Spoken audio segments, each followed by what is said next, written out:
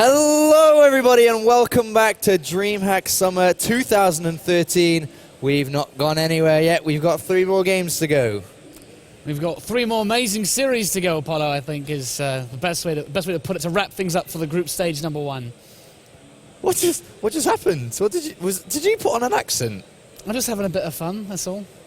I wasn't sure if that was your normal one and something you'd drinking or taken something to change it, or whether you were putting it on, but well done, not bad. Not bad. Swedish water, I think. Swedish water. Swedish water is great. It actually is. I love Swedish water. Not bottled, directly from the tap. I was surprised. I was actually really impressed with it, having spent a lot of time in New York. You know, yeah. Very clean tap water. You know, usually when you brush your teeth, you get the water and you gurgle it and spit it out. But no, not in Sweden. You swallow that, man. you take that Swedish water. It's good for you. Our first map coming up, or first series, should I say, is going to be TLO. Big superstar TLO going up against Poland's DieStar. It's going to be quite a good series, I think. Of course, TLO have been performing absolutely incredible recently with his, Premier League performances, going off the career for WCS Season 1 finals. But DieStar is in his way. Yeah, and I'm excited for this match, if not for the fact that I finally get to see a little bit of Terran action. And, well, let's introduce these players spawning in the bottom right position of this map. That is Belshir Vestige. We have the red Zerg player. You guys know him. He is Liquid TLO. As the German crowd did in WCS Premier League. TLO, TLO, TLO. Indeed. There he is, the handsome devil. And his opponent spawning in the top left position as the blue Terran player. Coming for Millennium, it is DieStar. I know there's a couple of Polish people in the crowd cheering for DieStar. He's been performing okay recently. In Wings of Liberty, I'd say fell off the radar a little bit. But in Heart of the Storm, he's not been doing too bad. I think he played in EPS Poland not so long ago. Actually won it, including players like Nurcho, Tarson, excluding Mana, who didn't play in it. But climbing to the top of the ranks within your country is always the first step, and actually a big step, as it's quite difficult to do so. But he is going up against a talent at the moment, a player who's playing some of the best StarCraft of his career.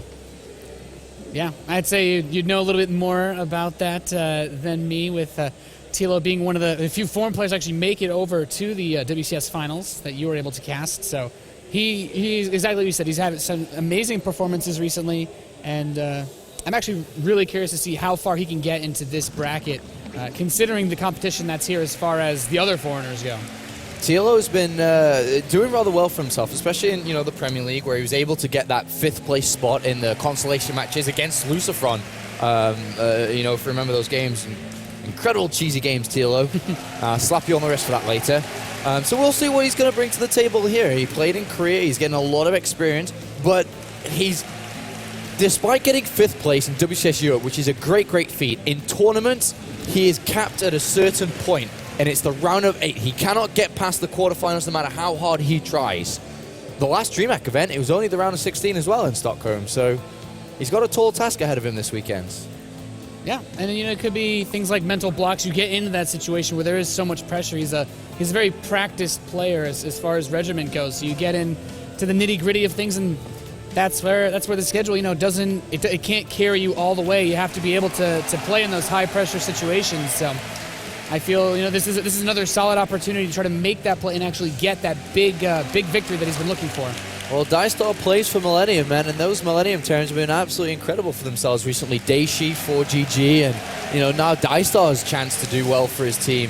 And he's opened up with quite a normal build. I mean, normal to a certain extent within this matchup. Command center first, into barracks, into a single gas, and he's getting a bunker down at the moment.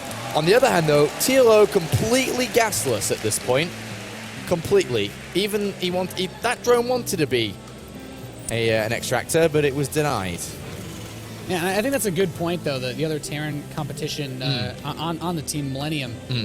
DieStar is not one of the players we've really seen come out much in the team league, the Acer Cup. He's actually a little bit more of a mystery as far as what exactly he's been doing lately, but Like you said, opening up with a very standard setup. Could go for something like the fast third command center. He's still on 1 gas. Yeah. And I feel like on Belshir Vestige with the rush distance, especially scouting that his opponent hadn't gone for a gas just yet, I feel like we might see an economic play. Any thoughts on this? I think he's going to go 3 command center too. If he wanted not to, he probably would have taken the second gas by now, or at least started to throw down some extra barracks. So I think he'll do that. So there's the 3 command centers. On the flip side of things, though, TLO has opened up completely gasless. We're not going to see any aggressive tactics here this game round. By the looks of things, he's going to take his 3rd base. He's gone up to quite a decent queen count already. I mean, he's got 3 right there we can see on screen. I'm sure he's got another one in his main base. He's got 2 more building. 6. It's a pretty greedy build as far as pushing the creep goes. You kind of delaying that tech pretty significantly. He's going to get the fast 3rd hatchery with this as well. So yeah, it's a big creep. It's a creep heavy style, and of course he'll have transfuses as well if he gets into a situation where he needs to defend early. But I feel like a lot of creep kind of fits the way that TLO plays. Some of his more interesting styles really rely on pushing things like that. Yeah, he loves his creep, man. He's a creeper. He's got 4 gases now coming down all at once. And this is going to allow him to rush up to double evolution. He's put down the double evolution chamber, or I'm expecting him to at least throw down the second one shortly. We'll see. But all 4 gases at once, that's a massive spike of gas. So he's going to be able to get the upgrades as soon as the evolution chamber is finished. He could probably throw down a Roach Warren if he wants to, but to be honest, I don't think we'll see one this game. And the reason why is because what does he need to be afraid of? Why does he need Roaches when he has 1,000,000 queens? And he's getting Zergling speed on the way, and he's going to get Zerglings. I don't think he needs a Roach Warren at all. So I think he'll just stick to his 3rd base, probably go towards droning to there relatively soon. But I know, you play Terran, you know Terran quite well. Double engineering bay. It's about as standard as the matchup gets, and I feel like DieStar should take into account the fact that, like you said, TLO, he may not go for the Roaches this game because he went for such a defensive open, especially with the double evolution chambers, but you have to keep a little bit of honesty. TLO is one of those guys that will throw one of the more wonky builds at you. Using the Hellions, getting a bit of pressure here, he's actually managed to deny a couple of creep tumors. Yeah. But, this is pretty standard play that we're seeing so far out of DieStar. Nothing unusual by any means. He's going straight into the bio, not going for fast Hellbat drops after his command centers. And I feel this game overall just looks very, very normal economic openers from both players. Yeah, I mean, he's getting his barracks down now. He's going to start throwing some reactors around. The initial reactor at the front of the wall has been, barracks has been put on it. The factory's been used to build another reactor for another barrack. So he's starting to increase his production count now. On the other side of things, TLO, very normal so far. I mean, he's got his 1-1, he's got his lair on the way, he's got his Bailey Nest a little bit early, but that's just in case. I don't think he's got too much scouting information on what his opponent's actually doing, so it's better to have it a little bit earlier than not. And he hasn't seen the 3rd command center, so he's not 100% sure what's going on. But it's better than not having it at all. Meanwhile, just getting a few lings out. He's got the Overlord on Natural poking in, having a look around. But it is, as you said, a pretty much textbook macro style. Both players focusing heavily on their production, on their upgrades, on their economy. Yeah, I like this decision from TLO. He's going for the pneumaticized Carapace. That's the Overlord speed, and that's easy scouting. That's going to be useful later on if he uses Overseers to pick off Widow Mines and keeping the Zergling presence on the map. He knows that 3rd base hasn't been landed just yet, and DieStar wants to move to take that. But that can also make things like creep spreading to block the expansions a little bit easier. Yeah, and if he's going to throw down the Spire, which I'm probably going to guess he's going to do, then it's the Overlords, if he spreads them out well enough, he's going to spot the drop. So it's a perfect upgrade to get. It's very underused, actually, from a lot of Zerg players. It's such a cheap upgrade, just 100, 100. And when you're on 6 gases, it's, a couple of Banelings, 1 Mutalisk. It's a great upgrade to get here. And he does have Central Fugal Hooks immediately, so he's not skipping up on that. Will be getting his Banelings in. But we should be seeing DieStar take and fortify this location. Shouldn't feel threatened at all, I don't think, here. Yeah, and TLO's going to push him with a couple of Zerglings. He has the stim, though. Medevac's coming out a little bit later to make sure that he can get his upgrades going early on. I really like that he's kept the Hellions alive for the map presence. Obviously not doing too much with those Zerglings that were dancing around, but the armory's already done. He's going to start his 2-2 pretty soon, and I like the way that you put it. This is a very upgrade-heavy game. Getting the Centrifugal Hooks, getting the 2-2 as soon as it was available. And I feel like this is one of those games where it's going to come down to maybe more so of a 2-2 timing. But TLO looks like he wants to get a little more aggressive. He's going to get a big surround on these Marines here. Without the medevac support, he's going to lose pretty much all of them. This is going to make keeping that third command center landed very difficult. There's a lot of Zerglings coming in for TLO. Yeah, TLO had so many Zerglings there. I mean, DieStar had no idea. He just walked out and was like, oh my god, you got Zerglings there. Yeah, I think it's important to note that he also stimmed before to get the original pack of Zerglings that poked in, so the medevac's coming out just a little bit later so that he could guarantee himself that 2-2, which he hasn't started yet. He's banking a little bit of gas, but you know, that's putting him in a little bit of a situation where he doesn't have the healing power. His combat shield wasn't done yet, so dealing with that many Zerglings running at you, TLO can delay that third base. That's a lot of potential income for the Terran. Yeah, he didn't really kill too much, but he, as you said, delayed it. And the Hellions were not with the Marines. There was no mines down yet to actually fortify that location. So, you know, a good play there by TLO. Slows his opponent down. Meanwhile, just keeping up with everything that he's doing. Absolutely perfect macro from TLO so far, I'd say. A little bit of supply block here and there, a little bit of lag sprinkled in on top of that too. But as we can see in the game, infestation pit's coming down. He's going to be going out to a hive soon. He's going to be going out to Ultralisk soon.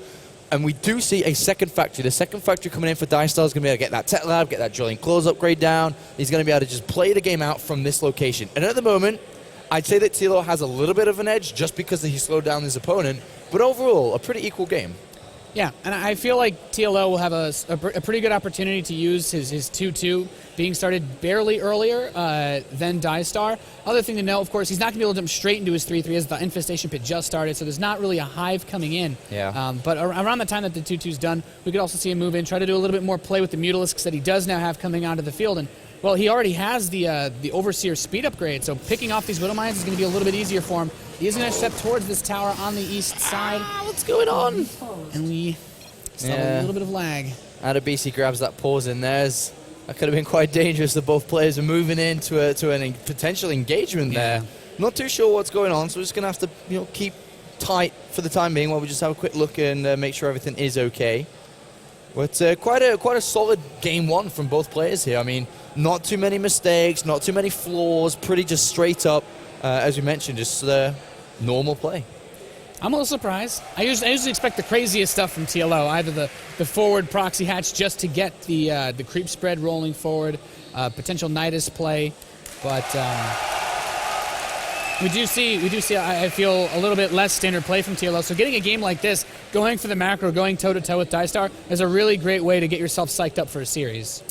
Yeah, it's all about getting that mental game going, getting psyched up, getting ready to go.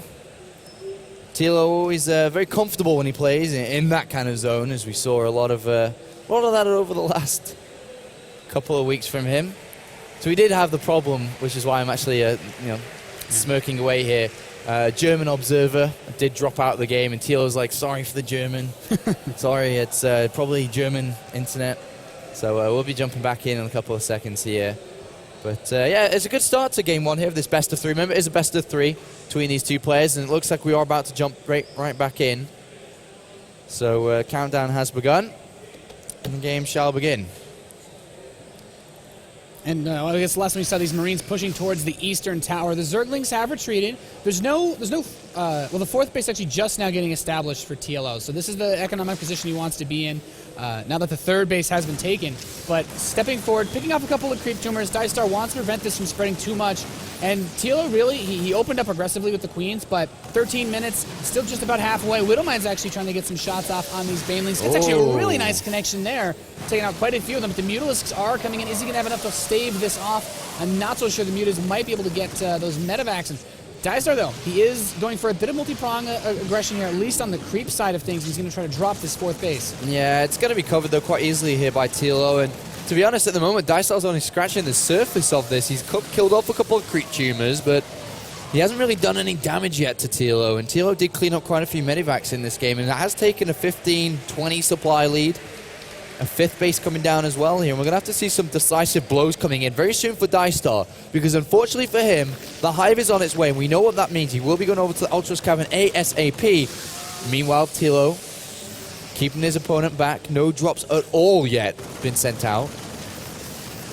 That's a very important thing to note, because he won't be able to try to split this army away from him. And while TLO is just trying to step in, Widowmine gets a shot off. Not really anything. There are quite a few Widowmines here, though, trying to lead with a few of these Zerglings, and all the Banelings are running in. But I feel like DieStar has a really nice spread. He's not going to be able to just bust straight through that. Important to note, though, like you said, the Hive is going to be coming in. We're going to see the Ultralisk Cavern. There's no Marauders in the field. There's no Marauder production set up. 2-2 is just completed for DieStar. This is a somewhat reasonable time to go for a push, but he's managed to equalize the upgrades. As we said earlier, the Hive is now just completing, so TLO couldn't start his 3-3 just yet. All right, well, we do have a Spore Crawler down here, and the drop's trying to make its way to this fourth base on the left-hand side. TLO has not seen it yet. He's getting pushed back away from this main base. He's probably spotted it by now. Okay, he's on the way over. This drop isn't really going to do too much, especially because it's low in health, and the Queen is targeting it down. Just a couple of hit points left on that Medivac, and TLO's Mulus will absolutely be chasing that down. As we do see the Ultras coming and 3-3 on the way. 4 barracks are coming in. These are going to be for the Marauders. These are going to be for the Tech Labs. He needs to get those down. But he's only been tickling TLO. He hasn't hit him hard yet. And that's the biggest problem here for DieStar. Yeah, he's really been having a difficult time actually getting out into the map and being aggressive. And that's kind of interesting. We haven't really seen TLO gone too much Widowmine hunting. So if he can position them even somewhat reasonably well, he's going to be in a good spot. 4th Command Center is going to be completing soon for DieStar. These Marines are sprinting forward, but you know, as they clean up this creep tumor, you're right, he's only been scratching the surface, and the Banelings are actually going to come in from the side, flanking a lot of these units. The Widowmines are not really getting the connections on the Banelings that they want, and DieStar's going to have to lift up and try to retreat. These Mules, though, are getting on top of everything. TLO is crushing this. Every single unit goes down. A great pickup we saw there from DieStar, but still, every single unit is going to die. And TLO picks off all the Marines, the majority of the Medivacs, and pushing his opponent down to just 120 supply. That timing where you're meant to pick off the hatchery, you're meant to do damage before the Ultras come out, is not there. He hasn't hit it. And now with 3 Ultralists coming, the upgrades kicking in, we're just not seeing Marauders come out. But are we going to see a 4th base come down by DieStar? Yes, he's going to attempt it, but is he going to keep it? Absolutely not. TLO's even in the main base. I just there, an Overseer went in. He contaminated the engineering base as well, so the engineering base upgrades. This 4th base is going to try to go down, and he is going to get crushed. Yeah, and I really, really like the use of the Contaminate on the engineering base, just preventing the upgrades from going through. Also important to note, if you can't get that 4th base up, the main base is going to be mining out soon. And if you want to produce Marauders to deal with the Ultralisks, that's a lot of minerals you're not going to be able to throw too much into the Marine side of things, which means that these Mutalisks that have been staying around for so long are just going to become a huge pain that may be more effective in direct engagements. Yeah, that's right. And, well, another Medivac goes down. At any moment now, TLO will make his big final push in this game, and I'm not sure DieStar can hold on. If he does, then he's a miracle maker, because right now TLO's coming in, Ultralists, Banelings come down as well, and the Marine squad is just too low. There's not enough Marauders here. The Ultralists, the Marines are trying to shoot them. The bullets are bouncing off their armor, Nathanius. This is not good for DieStar. Yeah, I mean, he got the best timing he could have. The 3-3's just about to finish before, you know, this fight ends, but he doesn't have enough, like you said. The Marines not going to be able to punch through the Ultralisks quite so well, and the Mutalisks at the same time can just swing off to the right side base, and he's just going to continue to press through here. Once he gets on top of that production, he's going to be... GG. Didn't even need to get to that production. In all honesty, that was pretty convincing by the German. He played that out really, really well. Minimal mistakes, great macro. Great stop of any kind of assault from DieStar, who tried to break the armor and didn't even get close. That was a good game from TLO, a really, really good, solid game. Yeah, I think what was most impressive about that game was, you know, he did play a very clean standard style. He's known for the unusual play, known for going a bit of the trickery, the tomfoolery, as it were. Yeah. But and the other thing is, you know, he took that creative style and just applied it to his regular game. He brought the Overseers in. We don't see that much contamination used. It's usually just, okay, follow the Mutalisks, drop changelings when you can for scouting information. Yep. But TLO was all over him the entire game. He had every piece of information that he needed. All right, well, if he gets every piece of information that he needs, how is he going to be beaten? He's going to have to get outplayed here, multitasked or something. So DieStar, as you can see on screen now, needs to do something to stop his opponent from taking this 2-0 lead. It's going to be difficult. It's going to be difficult, but if it's now, it has to be now, actually. This is the first game of their group, just bear in mind. I was actually just looking at their groups a few moments ago. I'll bring it up again now. Where has it gone? Oh, there it is. Okay, so there is a British player in the mix in this group, in Group 26, by the name of Sovlet, is a Protoss player. And the other player is a Norwegian Zerg player, Icho Biko. That's a pretty cool name. It's a pretty fly handle. I killed it. Yeah, he may kill some nerds too, but DieStar and TLO are the most likely 2 players to advance from this group, just because we talked about it a lot today. The 2 players versus 2 amateurs. These are the 2 pro players coming in. So TLO and DieStar are expected to move on, and depending on what scene we'll see throughout these next couple of games. The next map, though, is going to be on Whirlwind. What are your thoughts here, especially from DieStar's perspective? Well, I mean, It's one of those maps where you would normally think against a creative player, you're going to have a bit more distance as far as holding off any kind of roach attacks or very fast speedling attacks. So I don't think his game plan changes too much. He could try to mix it up and go for something like a 2-base Hellbat drop just because there's a bit of better airspace. It's not as easy to cover the airways with Overlords depending on where they send them initially to scout. So I don't think DieStar changes up too much. I do like what you mentioned earlier, though, with TLO in regards to this being a group where both of them would be expected to get out. Maybe he doesn't need to show any of his creative plays because he doesn't want anyone to be able to scout him out for later matches. Yeah, I mean, if he's got it all in, then, I mean, does he need to? If he's able to beat his opponent straight up, does he need to show what kind of all in he's going to do if he has to play against other Terran players in the future? That's a great point you bring up. So we'll see what TLO's going to do. These are the guys that are going to make up their decisions on what strategies they're going to use. Are we going to see an early breakdown bust from TLO like we saw Hyun use earlier?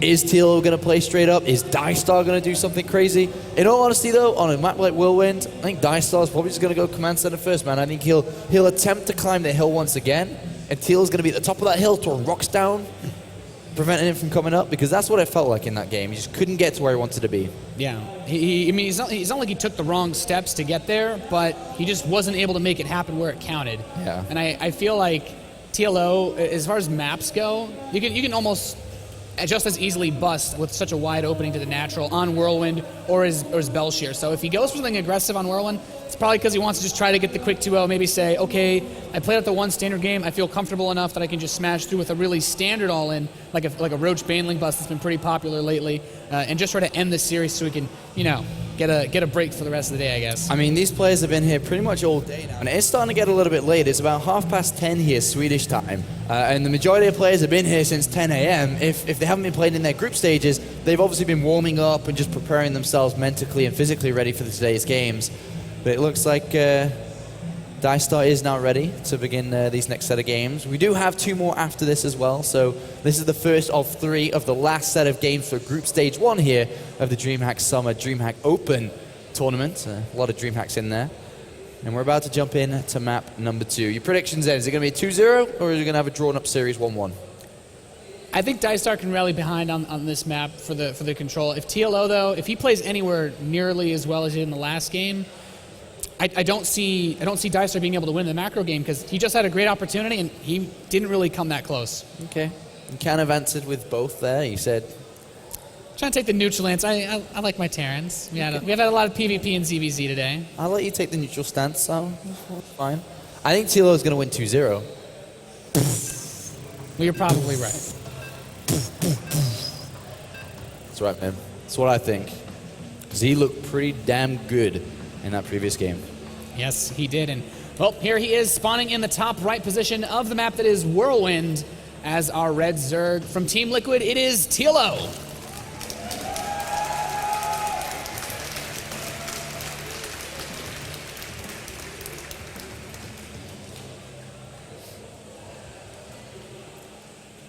Look at that face, that facial hair.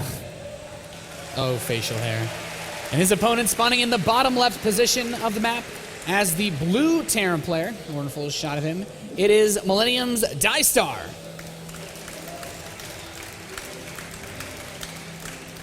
All right, let's see how this is going to shape up. DieStar needs to start to make things happen here on the DreamHack stage as we zoom in to his left hand, rapidly striking those keys. You got to stay warm. You got to stay pumped up for the game. You start down 0-1, man. The last thing you want to do is get inside your own head. That's right, man. Got to keep that mind clear. And I guess we should extend the thanks to AdaBC. Cheers for showing up again, doing some more commentary. I mean, observing. Sorry.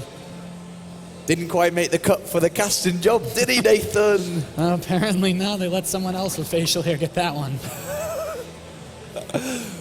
Oh, cheers, AdaBC. Cheers, mate. All right, into the game we go. Hatchery first down by TLO, and command center low ground. A little bit risky here from DieStar, but he seems to like to take a risk.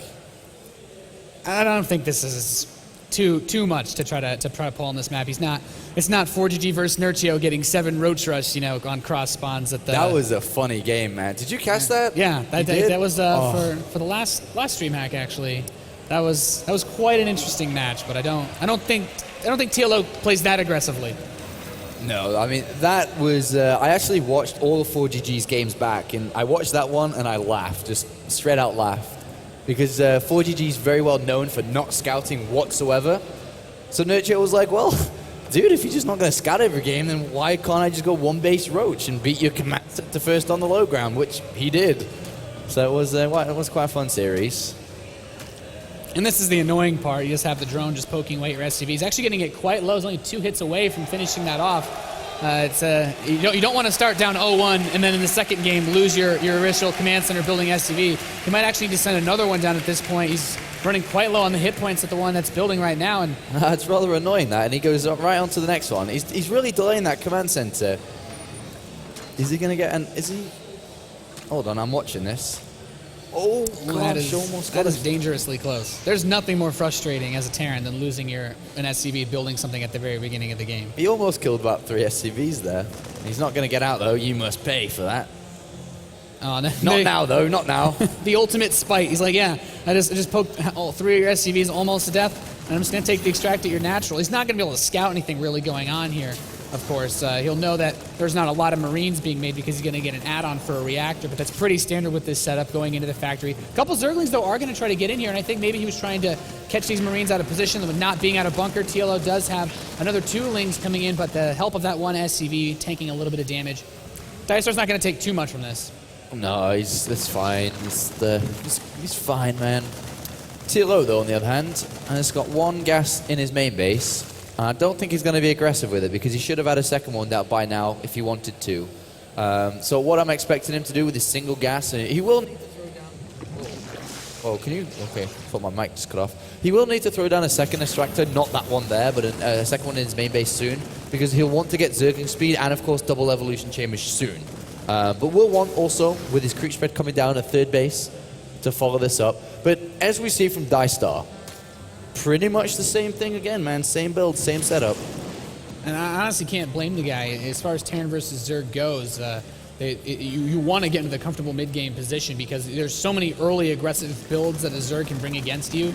As far as, especially with a map with ramp that has this wide of an area where Roaches and Banelings can be so cost-effective that it's better to just take the risk, play economically, and just try to defend anything that comes your way. And in these cross positions, I wouldn't really expect anything too crazy from TLO, but a Baneling Nest has come down here. And I don't know if this is because he hasn't scouted his opponent whatsoever. I mean, if we look at some builds that TLO's lost to in the past, is opponents who don't build a third command center and add on additional barracks, and try to go for a stim timing. There are these kind of builds that he's lost to in the past. So I'm not sure if this Baneling Nest is an adaptation to that, or if he's actually just going to go crazy and build a lot of units, which we now see 16 Zerglings coming down. Double evolution chamber as well, though, so I still don't think this can really...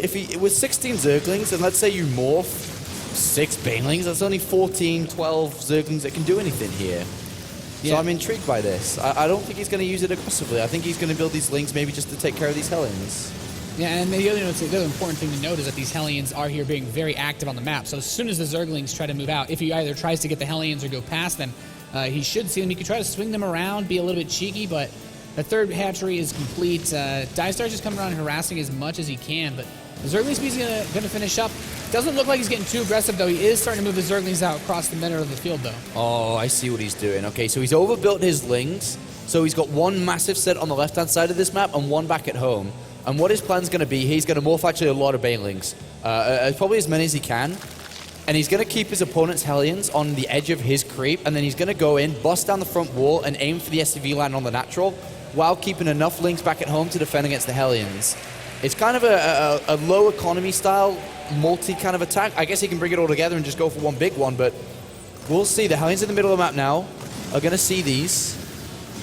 And he's going to come in here. He's bringing those Banelings, like you said, right up to that bunker. He's got it very low. Does manage to bust through it. There are a couple Marauders here. Not going to be too strong versus these Zerglings, as you mentioned. And he's got a full area here that, a lot of damage taken on these SCVs, and the Zerglings going to be able to finish those off very quickly. He's got to wall off here. He's got to wall off. There's too many Zerglings coming.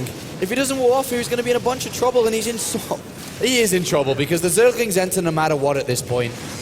And oh, look at the amount of SCVs that are going down. This is just, you know, one-sided. 22, 25 SCVs remaining. Yeah, he's lost a lot of SCVs. If he can stabilize, he can sort of normalize things a little bit later. He does have the third command center to fall back on, the key to the Terran economic backbone. But he says so many Zerglings inside of his natural, he could possibly force a lift-off here. The Hellions and Marines are coming down trying to work together. There's not any more Banelings. Stim is complete. He is going to be able to chew through quite a few of these, but he's going to lose the majority of his Hellions in the process. And these Marines, there's no starport on the field. They're not getting any healthier as the game goes by. Yeah, TLO invested into these Zerglings, and they paid off. They did a lot of damage. He's gone up to a decent drone count again-ish, roughly 60 drones. But he's building more and more Zerglings, especially with 1-1 completed now. He might as well go again. I mean, what is he going to do? Sit back and try to go 2-2 when his lair isn't ready? He's going to try another little attack here. Let's see if DieStar is going to be ready for this. It's going to be tough to hold. Another thing to consider is it's going to be a lot easier. There's no wall this time that he has to break through. If he can move the Zerglings in fast enough beyond there's not that many Hellions, he could get this around, bring the Banelings in after the Zerglings come in. DieStar sees this though. He has his Hellions sent out towards the center of the field. It's actually going to get surrounded and picked off. A little bit less, I guess, firepower, no pun intended, to deal with the Zerglings that could run in. But DieStar does have a couple Widow Mines. He is going to get his armory in. That 2-2 that you mentioned that hasn't yet started for TLO, if DieStar can get that, that's one of the ways a Terran player can pull their way back into the game, utilizing upgrades with how effective they stack with Stim. Oh, he's got a lot to get himself back into this game. 73 supply and a supply block 73 versus 109 TLO at the moment. He is researching Burrow too, and with researching Burrow, he's going to be able to prevent his opponent taking a third base. He can use Burrow Banelings. He's got Overlords being spread across the map. TLO almost taking this as a training match here, just making sure everything's ready and dandy for the rest of the tournament. It seems that easy for him at this point. Yeah, he's going to get the Spire up too. He's making sure to check all of his bases. It's a very, very thought-out, methodical style for TLO, and I kind of like that he didn't try to commit for the second attack. He said, okay, well, instead of perhaps overextending, like we actually saw, it does happen when you get into these positions, especially some of the games that we've seen here at DreamHack today, but just trying to get more ahead, utilizing his advantage, securing the fourth base, saying, okay, well, have fun trying to get a third when I've got Burrow, when I have a superior supply count to you. And, well, DieStar's going to try to make something happen at this fourth base. Nothing available, though. Yeah, the thing is he set himself so far behind, excuse me, it's very difficult for DieStar to get damage done, which has allowed TLO to go unharassed on 4 bases versus 2. And TLO at this point might as well take a bloody 5th one. I mean, there's nothing to stop him at this point. As we do see, DieStar is going to attempt to take his third. Widow Mines have to be spread around on the high ground to make sure that when Zerglings come up to the high ground, that they get absolutely destroyed. He needs to get this third down. Yeah, and he's continuing to put the pressure onto that fourth, not going to be able to take that out just yet. And then, of course, there was the creep spread on the third base. An Overlord that spreads creep, it takes a whole minute in-game for that creep to recede, so that's delaying the expansion even further. And now we already have another force of Zerglings available. There's Banelings. Centrifugal Hooks is about to finish, so those Banelings going to be a lot more effective at actually getting where they need to be. 2-2 is going to finish barely ahead of DieStar's. If TLO pushes in with his 2-2, he'll have that Baneling speed, and he'll be going right as this third command center lands. At best, he can take out the whole army and secure basically a game-winning position. At worst, he's most likely going to be able to shut this base down, but now he's coming in with the Banelings. The Marines are trying to retreat. They're going to get caught here in these in this bush area, but he's losing so much, and now TLO's going to run in. DieStar at the same time is going to try to pressure off this fourth base. There is a queen. He might be able to do a lot of damage here. The Widow Mines not doing too much to actually stop this assault just yet. They're getting some great hits on the Zerglings and Banelings, but he's doing what he needs to do, which is forcing a lift off on that third base, delaying it even more, and this is looking more and more like game number 1 as time goes by. That's right. I mean, 48 SCVs to 76 drones. Granted, that drop from DieStar did land on the third base, but it's about to be cleaned up. And TLO, in trade-off, killed a lot of SCVs in this. He's killed a lot of army supply. Again, DieStar dips below the 100 supply mark. He's down to 94. His Widow Mines are recharged and ready to lock and load and do some more damage if TLO comes in again, which TLO will come. It just depends where now. He's got a lot of Banelings. Well, a lot of Zerglings are bound to be Banelings here in the middle of the map. And he'll probably start another assault very, very shortly. He's got so much gas banked up. 1,000, well, 1,200 just about. And he's coming crashing in again. DieStar needs to keep TLO away from his third base, away from his important key structures like, having this third base been taken down. And important to note, TLO still making sure to check everything off of his list as he goes through the game. He's getting his hive together. He's making sure to get his air attack, and he's continuing to produce bases. He's not going for any kind of I want to end this game attack. He's just slowly but surely gobbling up this map, denying bases from DieStar. And in all honesty, he's doing everything that he needs to do. And I kind of like what you said earlier. He's kind of treating this like a training match. Like, okay, let's play through the whole game. Let's make sure that despite any lead I get, I make sure to hit all of my bases. And just take care of everything that I would in a game where I might be stressed out a little bit more. Yeah, and that stress is a good point. He hasn't been stressed at all. There's been nothing to pressure him so far. I don't think TLO's even broken a sweat yet as he comes crashing in once again, just destroying. He's making it look easy here, making Zerg look overpowered, when in reality it's meant to be Terran, isn't it, Nathanius? As the Zerglings come through here. And again, Widowmine's keeping these units back, but not for long.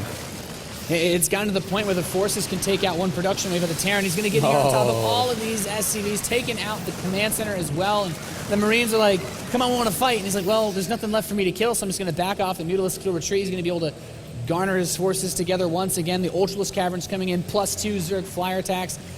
TLO is, that's the only way I can really say it. He's just going through a list of everything that he wants to do this game, and he has not been really, I guess, checked against going against that. Yeah, he's been able to do pretty much whatever he wants in this game, and he now maintains a 40-50 supply lead. 3-3 on the way. Ultralisk Cavern coming down as well. TLO still, though, with a very brutal force in the middle of the map here. We'll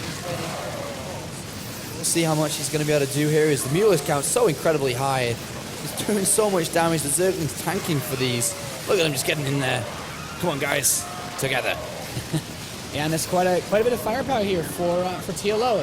Medevacs had to lift up the Marines, like you said. He dropped below 100 supply for a second there again, and he's just being able to give chase to all of these forces. DieStar has a reasonable number of Medevacs. He's got a couple of mines in the center of the field, but there's not too many more Marines. And at this point, once the Mutalisks can start to overwhelm the Marines that are coming out of your barracks, you're in a very bad position. You don't have quite enough production to actually stave this off. And TLO, he can just keep this stress going all game long, but 3-3 on the way. Titan is plating. Ultralisk. He's not missing a beat. 5 base versus 2 base. DieStar's main is unmined, basically. He's got no money in there. You can see the resources at the bottom. He's got 18 minerals, 2,000 gas. He can't spend his gas because he doesn't have any minerals in the first place. So he's in a world of trouble, as we do have TLO sending a Zergling in. The Widow Mine actually detonated on the Marines, and GG called. He can't keep up here. TLO dominating performance here with his first game of the DreamHack tournament.